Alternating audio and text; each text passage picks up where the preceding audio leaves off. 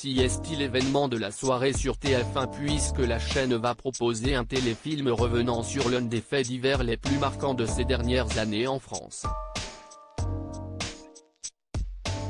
Avec le mystère d'Aval, la chaîne privée s'attaque à une histoire qui a ému les Français et qui va maintenant avoir plus de 5 ans.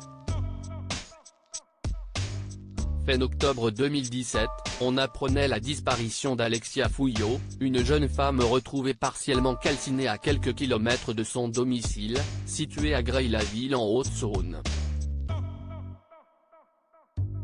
Alors qu'il était dans un premier temps mis hors de soupçon par les enquêteurs, son mari s'avère finalement coupable du meurtre. Après avoir pleuré publiquement la mort d'Alexia, Jonathan Daval est finalement interpellé et placé en garde à vue. Si dans un premier temps il nie les faits, il va finir par avouer le meurtre de sa femme, quelques mois plus tard.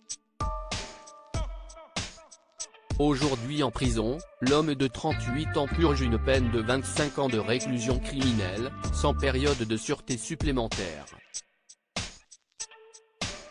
Dans cette bien triste histoire, le couple possédait également une maison et pendant longtemps, la famille d'Alexia Fouillot, ses parents en tête, se sont opposés à Jonathan Daval concernant le sort de cette dernière. Les parents et la sœur d'Alexia obtiennent réparation. Ce dernier contestait la demande de la famille de sa femme, qui souhaitait récupérer l'intégralité du bien.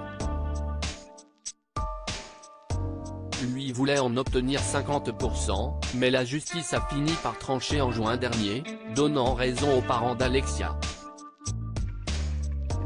Le verdict a été clair dans cette affaire et les parents et la sœur d'Alexia sont donc les seuls héritiers de cette maison estimée à 170 000 €. Dans les faits, les Fouillot se verront réserver une large partie de cette somme par Jonathan Daval, puisqu'elle servira à payer les dommages et intérêts, 160 000 €, que ce dernier leur doit, selon sa condamnation aux assises. En effet, à l'origine l'assassin et ex-mari d'Alexia possédait la moitié des parts de la maison, avant de recevoir l'autre moitié après la mort de son épouse, mais ce n'est désormais plus le cas. Désormais sous les verrous, Jonathan Daval doit donc purger une peine de prison de 25 ans avant de pouvoir être libéré.